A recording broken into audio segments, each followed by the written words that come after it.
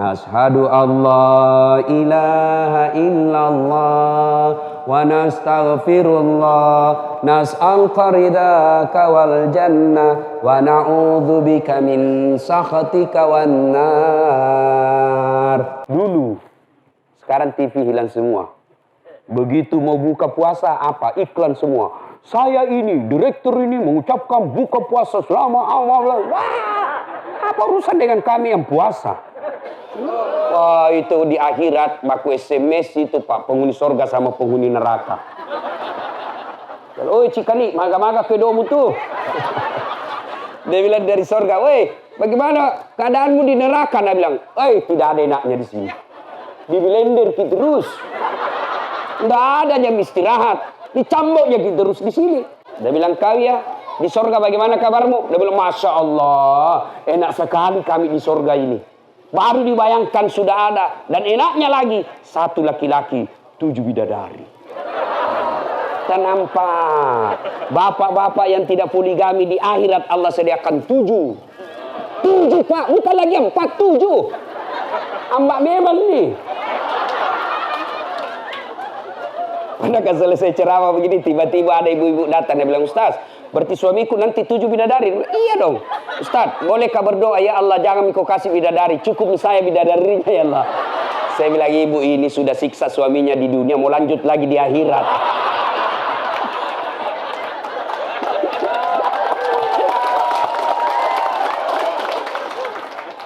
Bapak saudara-saudara sekalian, lalu dia bilang ini penghuni neraka, penasaran kok mau kulihat itu di sorga? Boleh kami ke situ? Dia bilang penghuni sorga, soalnya sini mau kau jalan-jalan ke sini. Dia bilang bagaimana caranya? Ya kau bikinlah jembatan dari situ, kami juga bikin jembatan dari sorga. Kita ketemu di tengah. Baik, lelang proyek. Keluar pemenang tender. Waktu pekerjaan 3 hari. Hari pertama proyek dari neraka sudah goyang. Hari kedua 75% selesai. Hari ketiga selesai 100%. Tepat waktu. Dilihat ini dari neraka. Kenapa ini dari sorga belum mulai proyeknya? Kita sudah sampai. Dia teriak, lah ini dari neraka. Woi teman, kami ini sudah sampai. Kok belum mulai proyekmu? Kami sudah sampai di sini sesuai perjanjian. Apakah dari sorga? Dia bilang, bagaimana mau dimulai? Kontraktor, pengawas, pemborong, panitia ada semua di situ.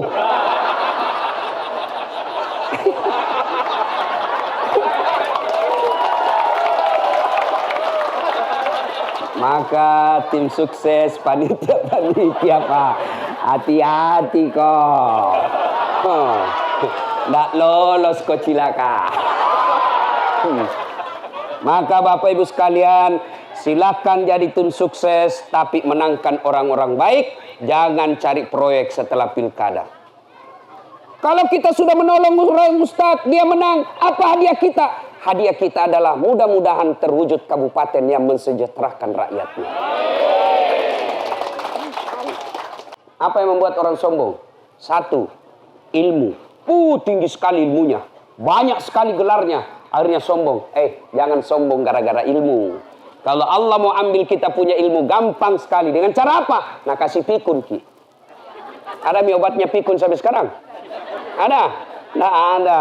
Ini cerita wallahu alam benar atau tidak. Saya dapat di cerita warung kopi.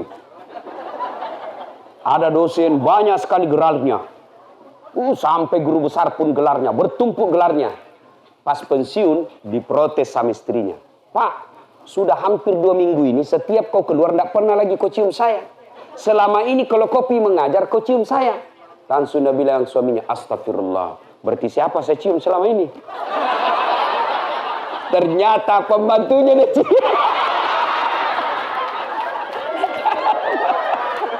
Coba, kalau Allah hukum kita diambil kita punya ilmu, tidak bisa dibedakan mana istri mana pembantu. Tapi jangan juga modus, mantan-mantan sudah dengar begini pura-pura pikun. Nanti cium pembantunya masih muda. Modus kejahatan ini Pak. Apalagi yang membuat kita kadang sombong? Apa? Jabatan. Seperti yang ada di depan kita, tinggi pangkatnya, tinggi jabatannya.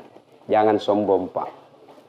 Bapak naik 1 bunga, 2 bunga, 3 bunga, 1 bintang, 2 bintang, 3 bintang, 4 bintang, bintang 7.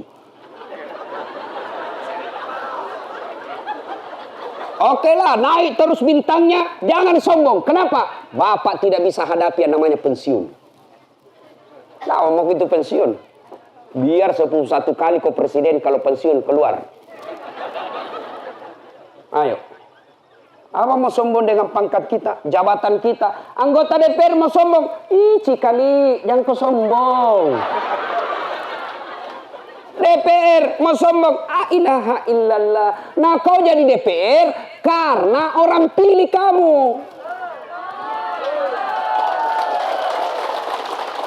Mau lagi sombong-sombong, tidak terpilih.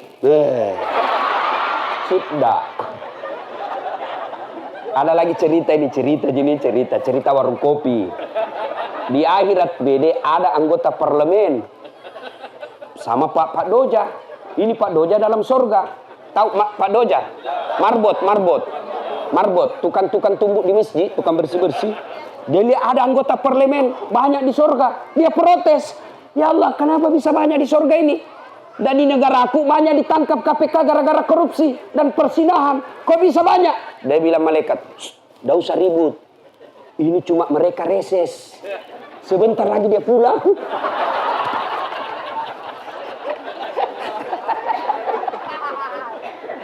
Bapak saudara-saudara sekalian, apalagi kadang kalian membuat kita sombong. Apa? Gagah, tampan, cakep.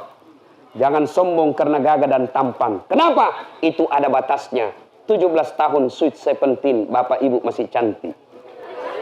17 tahun Ibu senyum, semua orang yang membeli ikan di pasar tersenyum sama Ibu. 17 tahun, tapi balik itu 17. Balik itu 17. 71. Ibu senyum, cucu lari dikira mau digigit. Apa ya? Apalagi yang membuat kita sombong kadangkala apa? Harta, kaya, banyak duitnya. Jangan sombong. Allah ambil kekayaan kita, bangkrut, habis. Oke lah, tidak usah bangkrut. Masih tetap banyak duitnya. Tapi Allah cabut karena dia sombong. Akhirnya apa? Allah kasih titipan penyakit di dalam dirinya. Akhirnya apa? Banyak duitnya, tidak ada bisa dia makan. Berapa banyak orang miliaran tabungannya, tapi berhadapan meja makan, apa dia pikir? Penyakit. Asam urat, kolesterol, lemak, ginjal. Dilarang makan daging, dilarang makan gula, dilarang makan garam, dilarang berlemak, dilarang makan picing, dilarang makan lembu. Apa jadi sana makan? Ubi rebus. Uang 5 miliar ubi rebus. Coba, jangan sombong Pak. Halo Ibu. Bu. Dalam hadits qudsi Allah jelaskan ada 3 teman setan di dunia. 3 teman setan. Salah satu dari 3 teman setan itu kata dalam hadits qudsi, ghaniyun mutakabbir, orang kaya yang sombong.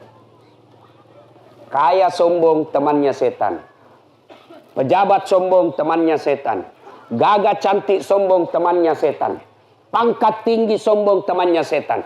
Itu gagah, kaya, pangkat terkenal, juga jabatan sombong temannya setan. Tapi orang masih bilang, iya wajar. Kenapa? Dia gagah. Ya wajar, dia tinggi pangkatnya. Ya wajar karena dia kaya. Ya wajar karena dia populer. Ya wajar karena tinggi jabatannya. Meskipun itu teman setan, tapi orang bilang, iya wajar. Tapi sudah jelek, miskin, tidak terkenal, pengangguran, bau keteknya, sombong, bukan lagi temannya setan. Kau sudah jadi setan, silakan.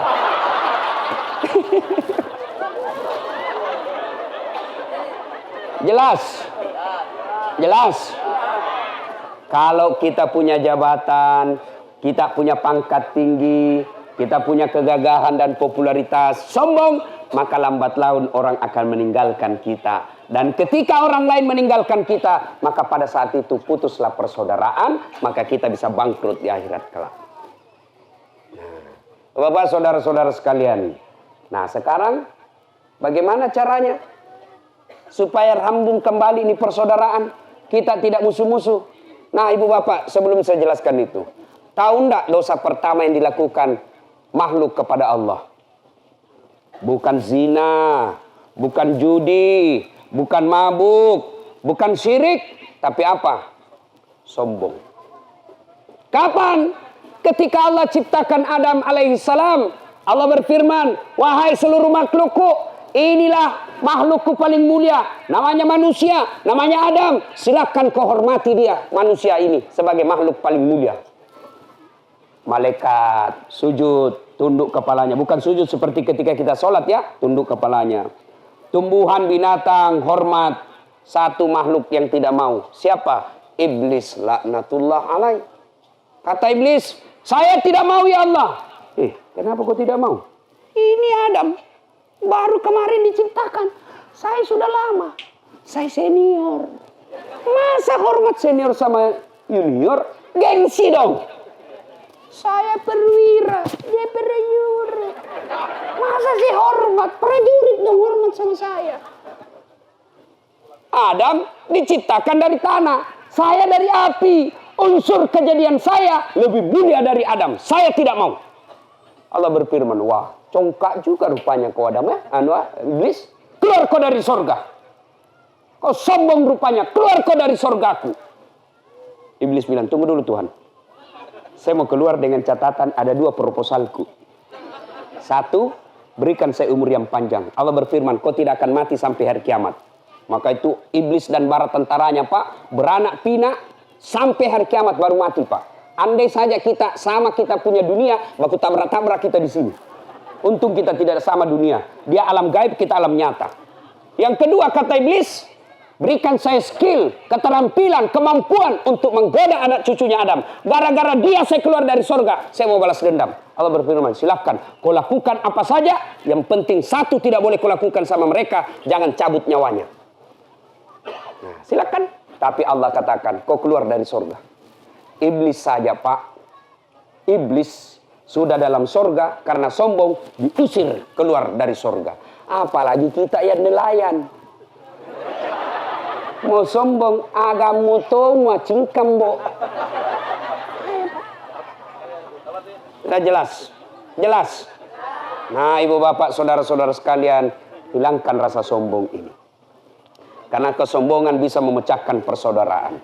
Apalagi yang memecahkan persaudaraan? Setelah pilkada, kesombongan, apalagi serakah. Apa itu serakah? Ngambil barangnya orang. Ada kan itu banyak berkeliaran di Indonesia. Bapaknya bupati, istrinya kepala dinas, anaknya anggota DPR, saudaranya di provinsi, kepala bagian, diami semua. Oke, sistem demokrasi tidak melarangnya. Tapi orang akan menilai kita, wah dia nih semua mau ambil ini. Akhirnya apa? Lambat laun orang tinggalkan kita, maka pada saat itu pecah persaudaraan. Apa sebabnya orang serakah Pak? Ketika Nabi Isra Mi'raj, Nabi melihat ada manusia, tangannya manusia, badannya manusia, kakinya manusia, perutnya manusia. Tapi anehnya kepalanya monyet. Nabi bertanya, kasihannya itu. Siapa dia? Jibril. Jibril menjawab, itulah umatmu yang punya sifat seperti monyet ketika hidup di dunia. Tahu sifatnya monyet? Tahu? Coba waktu saya kecil dulu saya pelihara monyet. Kasih pisang, dia makan. Penuh ini, kasih lagi disimpan di temboloknya. Kasih lagi pisang, sudah penuh ini, dia tolak. Tidak, dia pegang tangan kanannya. Kasih lagi, pegang tangan kiri. Kasih lagi, pegang kaki kanannya. Kasih lagi, kaki kirinya lagi. Sudah penuh mulut, penuh tangan kiri kanan, penuh kaki kiri kanan. Kasih temannya, dia rebut. Monyet. Jadi kalau ada orang di Bangka begitu, apa ibu? Siapa tahu ada di rumah ibu. Pejabat yang monyet. Serakah. Apa sebab orang serakah? Karena dia merasa bahwa kekayaan itu hanya duit. Kekayaan itu hanya kebun sawit. Kekayaan itu hanya timah. Kekayaan itu hanya kapal. Padahal kekayaan kita paling mahal dan tidak bisa diuangkan, kata Allah. Fi ahsani taqwim. Nih badanmu yang sangat bagus saya kasih kamu. Kecil itu uang 1 miliar. Kecil itu kau punya ruko 4. Kalau saya cabut kesehatanmu. Contoh. Mau saya kasih contoh. Bu, Mau saya kasih handphone iPhone X, itu harganya sekitar 24 juta. Pulsanya 3 juta. Mau ibu? Berarti kurang lebih 27 juta. Mau ibu? Mau, betul? Betul. Tapi begitu saya kasih itu handphone, ibu langsung tuli. Mana yang mau? Mana yang mau? Mana? Apa? Mau dia apa handphone kalau sudah tuli? Halo? Halo? Masalah sih. Bukan masalah HP, telingamu galacak. Coba. Artinya apa? Alat telekomunikasi yang mahal bukan handphone. Alat telekomunikasi yang mahal bukan seluler. Tapi apa? Telinga. Tidak ada gunanya seluler. Tidak ada gunanya jaringan kalau tidak ada telinga. Alhamdulillah. Allah kasih kita telinga gratis. Tidak perlu dibayar. Hebatnya lagi telinga. Dia punya sensor pembeda. Dia bisa bedakan mana bunyi handphone, mana bunyi kentut. Coba. Dan hebatnya lagi nih telinga kita ditempatkan pada posisi yang sangat ideal. Kiri kanan. Bagaimana seandainya satu di ketek, satu di pantat. Begitu kita menelpon, halo ya. Halo ya. Kacau Pak. Nikmat Allah. Masya Allah. Saya di Unhas mengajar mata kuliah public speaking. Teknik berpidato. Ujian akhirnya praktikum, pidato. Suatu ketika saya pidato, tiba-tiba ada cewek kasih kaget saya, Pak. Saya tanya lah dia, kaget saya, kenapa itu gigimu? Dia bilang, gaul Pak Ustaz. Apa itu? Dia bilang, ini behel. Oh, mahal itu dek. Ini 17 juta Ustaz. Saya bilang, dek, satu kali umroh. Satu kali umroh disimpan di giginya saja, Pak. Masya Allah. Langsung saya panggil, singgah dulu. Kau kira itu behelmu mahal? Yang mahal bukan behel, tapi apa? Gigi. Biar mau kau pasang behel 70 juta, tidak ada gigimu, apa kau mau kawat? Coba. Coba. Bukan behel yang mahal, gigi. Allah kasih gratis. Bapak tahu enggak pasang gigi? Ada kawan saya baru pasang kawat gigi. Gigi palsu. Gigi palsu bukan dicabut-cabut ya. Yang ditanam. Di bor itu kita punya gusi ditanam. Berapa? 22 juta. Itu tahun lalu. Nggak tahu berapa karena naik dolar. 22 juta satu gigi. Kali 32. Bayar itu. Bayar mah kok. Kalau nelayan hanya buru, nggak bisa kau beli gigi. Coba. Gratis Allah kasih 32. Jatuh masih bisa ganti. 2 kali 32. Hebatnya lagi nih gigi tak. Subhanallah. Allah kasih pembatasnya. Panjang dan tumbuhnya dibatasi. Bapak-bapak polisi pernah bayangkan bagaimana seandainya nih gigi tumbuh seperti rambut? Gondrong semua mi mulut apa? Nggak bisa diterima di polisi kalau keluar gigi itu. Subhanallah. Iya. Iya Pak. Ini ada kameranya staf saya. Ini kamera begini Pak, tidak kurang 20 juta. Kalau mau yang ambil gambar yang agak jauh, dia harus punya tele. Yang agak panjang. Supaya apa? Gambar bisa diambil meskipun jauh. Itu minimal paling rendah harganya 8 juta. 25 tambah 8 juta, berapa juta nih? Berapa? 32. Biar ibu punya uang 32 juta beli kamera, tidak ada ilmunya, tidak bisa kita pakai.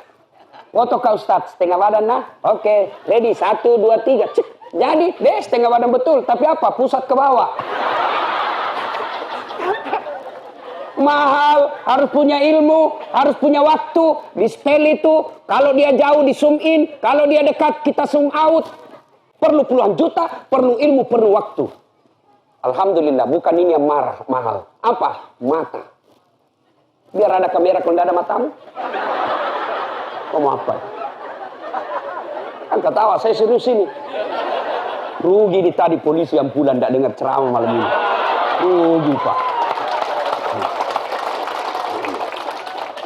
Coba, hebatnya lagi kita punya mata. Tidak perlu diatur fokus-fokusnya. Gelap terang, tidak perlu diatur. Begitu buka, langsung fokus. Tidak perlu buka. Siapa itu nih? Wah, kamu ditembak polisi kalau dia baru. Oh, ini gaya Romi. Hebatnya lagi di Matata, Pak, dia bisa bedakan mana istri, mana tetangga. Coba bayangkan, seandainya nggak bisa dibedakan mana istri, mana tetangga, tukaran kita punya istri tiap malam. Kenapa malam minggu ini lain rasanya? Pak, ternyata tetangga punya, Pak. Subhanallah. Maka Bapak Ibu sekalian, jangan serakah. Kekayaan kita bukan uang. Kekayaan kita adalah fi ahsani taqwim. Ini dah badan kita yang sangat sehat. Sehingga dalam surah Ar-Rahman, dalam surah kasih sayang, Allah selalu mengulang, Fabi ayyi ala'i rabbikuma tukadziban. Mana lagi nikmatku yang engkau dustakan. Ibu bapak, saudara-saudara sekalian. Bingung saya lihat itu koruptor-koruptor Indonesia. Biasa korupsi 30 miliar. Ngapain ini tuannya nih? Nah, kita saja biasa lihat uang 3 juta. Bilang, hidup makin 4 bulan ini. Ya Pak, 30 miliar sendiri dia curi uang negara. Ini yang susah tobatnya nanti, Pak. Kenapa? Selama dia tidak kembalikan itu uang negara, selama itu tidak diterima tobatnya. Biar dia hitam jidatnya bertobat. Tiap tahun pergi tanah suci. Tapi uang tidak dikembalikan. Kau tidak bakal lolos masuk surga. Makanya kalau ada yang pernah ambil barang negara di sini, Pak. Kasih kembali besok, bos. Saya ketawa, saya serius ini, Pak. Dan kalau bapak meninggal tidak kasih kembali, di padang mahsyar kelak, ketika menunggu giliran untuk diadili, dipikul itu semua barang curian, Pak. Kursi kantor, mesin ketik, antena, televisi, meja, wah dipikul semua, Pak. Lewat kepala dusun, dia bilang, wah pantas silam, ternyata bapak yang ngambil. Ayo. Nah, ibu bapak, saudara-saudara sekalian, mau menyambungkan persaudaraan, rajin-rajinlah bersedekah. Dan tidak ada orang bangkrut gara-gara sedekah. Tolong bapak ibu tunjukkan ke saya, dan saya akan bayar, Bu. Tolong tunjukkan saya, ada ndak orang di Bangka bangkrut gara-gara membangun masjid? Ada ndak orang bangkrut gara-gara dia suka membantu sesama manusia? Dermawan? Tidak ada. Tidak ada orang bangkrut gara-gara sedermawan. Yang banyak bangkrut gara-gara selingkuh. Bangkrut gara-gara narkoba. Bangkrut gara-gara Kenapa betul kalau selingkuh? Banyak korban di sini. Bu, selingkuh suami tak? Bu, kasihannya ibu. Tapi jangan salahkan suami, Bu. Bagaimana suami tidak selingkuh kalau ibu-ibu tidak beres jadi istri? Malas, kuat makan. Di rumah penampilan seadanya. Kita nonton tipu, yang kita nonton adalah Claudia Sintabella, Agnes Monica. Begitu kita balik lihat istri, la ilaha illallah. Duduk di atas kakinya, badakna bedak pica, kelihatan bulu keteknya, menguap. Kita tersiksa. Seharian dari pagi hingga pagi kita di laut dengan harapan pulang di rumah disambut oleh bidadari yang ada di rumah. Ini bukan bidadari, tuyul. Pulang daster tinggi sebelah, kelihatan tali BH, bau keringat. Dia bilang suaminya, kasih baik-baik itu tali BH-mu. Dia lihat semua tetangga. Apa dia bilang? Jangan lihat BH-nya, yang penting rasanya, Bung. Aduh, kasihan kita jadi nelayan, Pak. Tema yang kedua. Sebentar lagi kita masuk Ramadan. Ya? Sebentar lagi masuk Ramadan. Salah satu nama bulan suci Ramadan itu bulan penghapus dosa. Ya? Bulan Ramadan kan banyak namanya. Bulan penuh berkah. Bulan diampuni dosa-dosa. Bulan dilipat gandakan segala kebaikan. Bulan yang ada lebih mulia dari satu malam itu lebih mulia dari 1000 bulan. Malam Lailatul Qadar dan lain-lain. Tidak usah dibahas yang banyak-banyak. Ini satu dulu. Bulan penuh pengampunan. Bertanyalah mahasiswa saya, Ustadz, apa kalau masuk Ramadan otomatis kita semua orang Islam diampuni? Tidak. Untuk diampuni harus melakukan upaya. Ramadan tetap tidak puasa. Ramadan tetap tidak sholat. Ramadan tetap judi. Ramadan tetap nipu. Ramadan tetap korupsi. Ramadan tetap zina. Masa Allah ampuni? Enggak lah. Gimana upaya yang harus dilakukan supaya diampuni Allah? Ya bertobat. Gimana cara bertobatnya? 1, tobat bilizan. Tobat dengan cara mulut, perbanyak tobat. Gimana caranya Ustaz? Astaghfirullah Rabbal baraya, astaghfirullah minal khataya. Itu tobat itu. Dengan lagu-lagu. Boleh kalau Bapak merasa lebih khusyuk bertobatnya dengan iringan lagu seperti itu, nada-nada dilanggamkan, silahkan.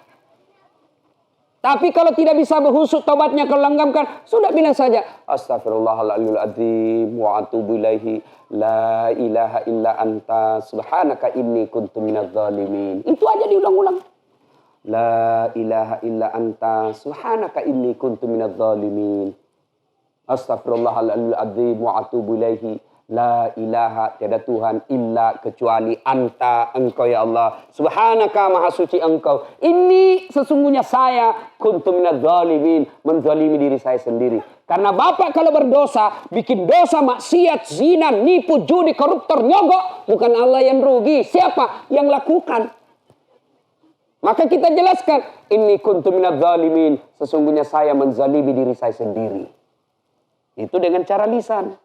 Terlalu panjang Ustaz, otak saya ini terbatas memorinya Ustaz. Sudah full. Kadang-kala anak saja saya lupa mana urutan pertama, mana urutan kedua. Susah saya menghafal Ustaz. Maka yang pendek saja. Astaghfirullahaladzim. Astaghfirullahaladzim. Masih panjang Ustaz. Yang pendek lagi. Astagfirullah, astagfirullah, astagfirullah. Ambil tasbih, kita putar-putar. Astagfirullah, astagfirullah, astagfirullah. Paling pendek astagfirullah. Ampuni saya ya Allah, ampuni saya ya Allah. Paling bagus bertobat ibu kalau Ramadan dari 24 jam menjelang buka. Kenapa? Doa paling mustajab bagi orang yang berpuasa adalah jelang buka puasa. Makanya dulu zamannya Pak Harto, saya senang televisi dan radio. Kenapa? Jelang buka kita istighfar. TV itu istighfar, terutama TVRI. Nashhadu Allah ilaha illallah wa nastaghfirullah nas'aluka ridhaka wal jannah wa na'udzubika min sakhatika wan nar. Dulu. Sekarang TV hilang semua. Begitu mau buka puasa apa? Iklan semua. Saya ini, direktur ini mengucapkan buka puasa selama awal. Wah, apa urusan dengan kami yang puasa? Nah, ibu-ibu jalan buka istighfar. Di situ doa paling mustajab.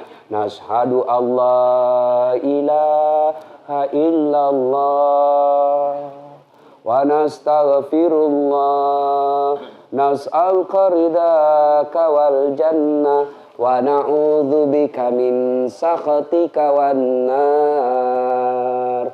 Allahumma innaka afurun karim tuhibbul afwa fa'fu anna ya rahim. Kira-kira 5 menit sebelum buka, ucapkanlah itu Pak. 30 hari kita lakukan, masa Allah tidak kabulkan doa kita? Padahal Allah sudah bilang, ud'uni astajib lakum, minta kau kepada aku, pasti saya kabulkan. Itu janji Allah, bukan janji caleg. Janji calon bupati, jangan percaya Pak. Calon pejabat janji. Pilih saya, ini kartu namaku, 24 jam, telepon saya aktif, sama-sama kita orang Bugis, pilih saya. Begitu dipilih, diganti nomor HP-nya. Masih mau percaya orang begitu? Coba, dengan catatan kalau jalan buka istighfar, jangan di depan makanan. Kenapa? Ibu istighfar mulutnya, tapi dalam hatinya, yang mana dulu saya makan? Nashhadu Allah ilaha illallah, es buah. Wa nastaghfirullah, pala butung. Nas'aluka ridhaka wal jannah, soto Banjar. Enggak, ya. Istighfar, duduk di atas sajadah, menghadap kiblat, nanti bunyi beduk, tuk tuk tuk tuk tuk tuk, baru menuju ke meja makan. Nah, itu pertama, tobat dengan cara apa? Memperbanyak istighfar. Yang kedua, Ramadan, bulan penuh ampunan, setelah perbanyak istighfar jalan buka dan setiap saat, apalagi? Perbanyak salat sunat taubat. Salat sunat taubat. Bapak-bapak polisi selama melaksanakan tugas banyak godaan, ya. Godaan jabatan, godaan status sosial, godaan duit, godaan perempuan. Banyak. Itu manusia biasa. Memang tempatnya manusia adalah dosa. Karena kalau bukan dosa, maka malaikatlah dia. Nah, gimana cara tobatnya? Sholat sunat tobat. Kapan waktunya? Kapan saja. Boleh sebelum duhur, boleh setelah duhur, boleh sebelum asar. Tapi waktu paling bagus, selesai maghrib, nunggu isya. Itulah waktu yang paling baik yang selalu dicontohkan Nabi. Boleh sudah isya, Ustaz? Boleh sudah isya? Boleh. Boleh sebelum subuh? Boleh. Boleh tengah malam? Silahkan. Tapi yang Nabi lakukan, selesai salat maghrib, nunggu isya, beliau sholat sunat tobat. Berapa rakaat Ustaz? 2 rakaat sampai 6. Artinya apa? Boleh 2, boleh 4, paling bagus 6. Bagaimana caranya? Sama sholat sunnah yang lain. 2 rakaat salam, 2 rakaat salam, 2 rakaat salam. Apa niatnya? Ini yang selalu ditanyakan ibu-ibu. Apa niatnya Ustaz? Mau ki sholat apa? Tasbih. Itulah niat. Mau ki sholat apa? Tahajud. Itulah niat. Tidak harus diucapkan, tapi kalau diucapkan pun tidak apa-apa. Usolli sunnatal taubat. Raka'ataini lillahi ta'ala. Saya niat sholat sunnah taubat. 2 rakaat. Sunnah hukumnya bagi saya lillahi ta'ala. Allahu Akbar. Itu bahasa Indonesia. Ternyata pun bahasa Indonesia susah saya hafal Ustaz. Maka paling gampang. Cara praktis. Berdiri tegak menghadap kiblat. Baru bilang makin dalam hati. Tuhan sampai sunat taubat kayak ini nah. Allahu Akbar. Sudah nih? Nah, sudah itu baca doa iftitah. Sudah baca doa iftitah, baca Al-Fatihah. Sudah itu baca surat pendek. Surat pendek apa? Surat pendek apa saja yang ibu bapak hafal. Sudah itu ruku. Sujud, ruku, i'tidal, naik di antara, kemudian sujud, duduk di antara 2 sujud, sujud lagi, naik ke atas, baca Fatihah, baca surat pendek, ruku, i'tidal, sujud, duduk di antara 2 sujud, sujud lagi, berdoalah di situ. Sujud terakhir di situ kita tobat. Dengan catatan boleh diucapkan, tapi lebih banyak ulama menganjurkan jangan diucapkan, dalam hati saja. Tobat maki dalam hati saja. Misal Pak. Anggaplah ini saya jelaskan dalam hati ya. Anggap dalam hati. Karena kalau saya jelaskan dalam hati, tidak mengerti. Jadi anggap saja. Anggap ini yang saya sampaikan dalam hati. Ya, ya Allah, ampuni saya ya Allah. Engkau maha pengampun. Tadi di kantor saya hilap ya Allah. Di polsek tadi saya hilap ya Allah. Saya pegang tangannya itu tahanan perempuan. Nah pegang kak juga Tuhan. Akhirnya aku pegang belakangnya. Saya menikmati dan dia pun menikmati Allah. Saya hilap ya Allah, hilap saya ya Allah. Ini godaan setan luar biasa ya Allah. Ampuni saya dan yang lebih penting dari itu. Yang lebih penting dari itu, ulang-ulang. Yang lebih penting dari itu semua ya Allah. Berikan saya kemampuan untuk tidak mengulangnya. Kesanggupan tidak mengulang. Kenapa? Tanpa hidayah biasanya kita ulang lagi. Taubat hari ini, besok ulang lagi. Taubat hari ini, besok ulang lagi. Inilah taubat ibu hamil. Ibu masih ingat waktu melahirkan. Taubat nak Pak. Tidak mau lagi saya terakhir ini. Sisa saya. Tidak mau lagi terakhir Pak. Sumpah terakhir ini. 5 bulan kemudian. Hamil lagi. Sudah taubat. Maka Ramadan ini banyak sholat sunat taubat. Selesai sholat maghrib, nunggu isya, mari bertobat. Ibu bapak, saudara-saudara sekalian, banyak yang saya mau sampaikan, tapi waktu yang terbatas. Insya Allah, lain waktu dan kesempatan kita akan lanjutkan. Sebelum saya akhiri, ini acaranya Persatuan Nelayan ya? Ya. Tapi ada cerita ini nelayan. Mudah-mudahan bukan nelayan di sini. Dia pergi ke tengah laut, kena badai kapalnya. Kena badai, goyang, hampir tenggelam. Lalu dia menghadap ke langit sambil berdoa. Ya Allah, lindungi dan selamatkan saya ya Allah. Apabila engkau selamatkan saya sampai ke daratan, maka insya Allah saya berjanji dan bernasar potong sapi. Laut mulai tenang. Dekat-dekat sedikit dia bilang, Tuhan tidak jadi sapi. Aku melihat semakin dekat ya Allah. Saya hanya bisa motong kambing. Makin hilang. Dekat-dekat dia bilang, Tuhan kambing pun tidak jadi. Saya hanya mampu potong ayam. Begitu dekat daratan dia lompat. Dan sudah bilang, Tuhan saya cuma main-main tadi.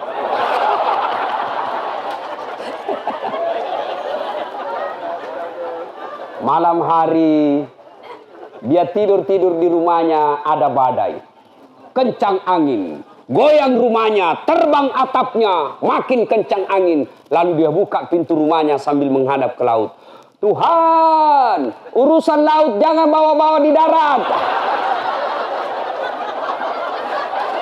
Nah, ini biasanya janji-janji politik. Ini biasanya janji-janji orang yang mau menang pilkada. Maka jangan percaya orang seperti itu. Dan jangan mau berpecah belah gara-gara mempertahankan orang pembohong seperti itu. Kita datang, insya Allah dapat pahala. Langkah-langkah kaki kanan kita langkah pahala. Langkah-langkah kaki kiri kita adalah hapus dosa kecil. Maka Bapak Ibu sekalian, yang terpenting adalah damai, rukun. Silakan pilih pimpinan yang kita anggap percaya. Tapi percayalah dan yakinkan, semua pilihan kita yang hanya 5 menit kita coblos, di akhirat kelak dipertanggungjawabkan. Meskipun kita sudah meninggal, orang yang kita pilih ternyata melawan syariat agama Allah, membuat aturan-aturan yang mempersulit agama Allah, membuat aturan-aturan yang masih beredar minuman-minuman keras. Maka demi Allah, semua yang memilihnya itu akan bertanggung jawab di akhirat kelak. Maka agama mengajarkan kita ketika memilih, wudhu dulu sebelum berangkat, berpakaianlah yang islami, selama perjalanan jangan terpengaruh money politik. Kalau Bapak mau menyelamatkan negara kita, begitu ada sobat cogok kita, foto, lapor di polisi. Insya Allah tangkap, Bapak dapat pahala. Itu namanya jihad politik. Dan begitu masuk bilik, maka berdoalah kepada Allah. Ya Allah, pilihkanlah pemimpin di antara kami. Wujudkanlah pemimpin di antara kami yang hanya takut kepadamu dan mencintai rakyatnya. Bismillahirrahmanirrahim. Insya Allah dapat pahala. Inilah tausiah kita. Mudah-mudahan ada manfaat. Sebelum saya akhiri, saya mau tanya dan tolong dijawab dengan jujur. Ibu bapak ada semua HP tak? Ada HP? Ada. Itu biasa HP kalau dipakai kenapa Pak? Dipakai terus. Kenapa? Lowbat. Kalau lowbat biasanya ibu apain? Cas. Kalau lowbat tidak dicas kenapa? Kalau sudah mati masih bisa pakai? Tidak. Kalau lowbat cas 1 jam, bagus. Berarti HP baru, masih bagus HP-nya. Cas 2 jam, masih lowbat. Cas sampai tengah malam, bangun, masih lowbat. Cas pagi, la ilaha illallah, masih lowbat. Rusak berarti HP-nya. Alhamdulillah, baru saja selesai saya cas Bapak Ibu. 1 jam 10 menit. Saya baru cas Bapak. Bukan HP-nya, tapi apa? Imannya. Selesai dengar dakwah pulang, dia akur dengan tetangganya, dia bersaudara kembali, dia mempersatukan persaudaraan, dia mempan money politik, dia hilangkan kesombongan, lalu dia masuk Ramadan, dia pergunakan dengan baik, pulang dengar ini dia bilang, Masya Allah saya senang sekali dengar ceramah, insya Allah saya amalkan apa yang saya tahu malam ini, maka Alhamdulillah Bapak Ibu punya HP baru. Allah hadiahkan Bapak Ibu dalam Quran. Bismillahirrahmanirrahim. Innamal mu'minuna alladzina idza dzukirallahu wajilat qulubuhum. Orang yang baik imannya selesai dengar dakwah menjadi lebih bagus lagi. Sebaliknya selesai dengar dakwah tetap pembohong, tetap dia menjadi menjelek-jelekkan orang, tetap bermusuhan, tetap tidak memanfaatkan waktu-waktu dengan ibadah yang baik. Bahkan dia bilang sama panitia, jangan lagi kupanggil itu Ustaz Das'ad. Tidak baik ceramahnya. Kenapa? Ampak dia bahas saya terus dia kena. Maka orang seperti ini sudah rusak HP-nya. Inilah yang Allah sindir dalam Quran. Wa zawa'un alaihim a'anzartahum am lam tunsirhum la yu'minun. Kau sampaikan ayat Allah atau tidak sama saja, mereka tidak akan beriman. Bahkan ayat berikutnya Allah jelaskan, orang seperti itu bahkan lebih hina dari binatang. Tahu binatang? Ibu saya di kampung jual beli kambing sampai sekarang. Kalau ada kambing beliau nakal di kandang, dia ganggu temannya, dia panggil penjaganya. Hehehe, tikeng ya roh, tangkap itu yang ganggu, bawa ke pasar jual. Aji, tidak ada yang beli, kasih pulang, potong, kita makan sama-sama, bagi sama tetangga. Dagingnya jadi sate, perutnya isinya menjadi coto, kakinya menjadi sop kikil, lidahnya menjadi sop lidah, pipinya sop pipi, ekornya sop buntut. Tanduknya perhiasan, kulitnya jadi perhiasan, semua dipakai. Kambing, ganggu orang, jual. Tidak ada yang beli, kita nikmati sama-sama, makan. Tapi kalau ada anggota di sini, nelayan di sini, polisi kah dia, tentara kah dia, pejabat kah dia, rakyat biasa kah dia, penipu, nakal, mau diapa ibu? Jelek mukanya, bau mulutnya, mau diapa ibu? Jual. Siapa yang mau beli? Bikin susah. Dia apa? Potong. Siapa yang mau makan? Inilah Allah jelaskan orang-orang jahat seperti itu. Mereka lebih hina dari binatang. Sehingga salah satu tujuan tablik akbar ini kita pulang agar kita tidak lebih hina dari binatang. Insyaallah. Bapak saudara-saudara sekalian, inilah tausiah kita. Saya luruskan tadi nama saya yang disebutkan Pak Kapolda. Mungkin karena baru dengar sehingga salah menyebutkan. Nama saya bukan Dahsyat. Potong kambing lagi orang itu bos. Nama saya yang benar Das'ad Latif. Ya, Das'ad Latif. Kalau mau dilengkapi gelarnya, Dr. Das'ad Latif, SSOS, Sarjana Sosial, SAG, Sarjana Agama, MSI, Master Science, PhD, Philosophy of Doctor. Alhamdulillah, Ustadz. Ada bilang, Ustadz, kenapa ada PhD, ada doktor? Doktor kalau Bapak Ibu lihat gelarnya orang DR sama-sama R besar, D besar. Di depan nama berarti dia S3-nya doktornya dalam negeri. Kalau lihat ada di belakang PhD, P besar, D kecil, H besar. Namanya Philosophy of Doctor. Berarti itu doktornya luar negeri. Alhamdulillah Ustadz yang ceramah malam ini. 2 doktornya, 1 dalam negeri, 1 luar negeri. Demikian mudah-mudahan ada manfaat. Sebelum kita akhiri, mari kita kirimkan suratul Fatihah kepada Rasulullah Muhammad SAW. Khasiat dan keutamannya kita ikhlaskan untuk orang tua kita masing-masing. Al-Fatihah.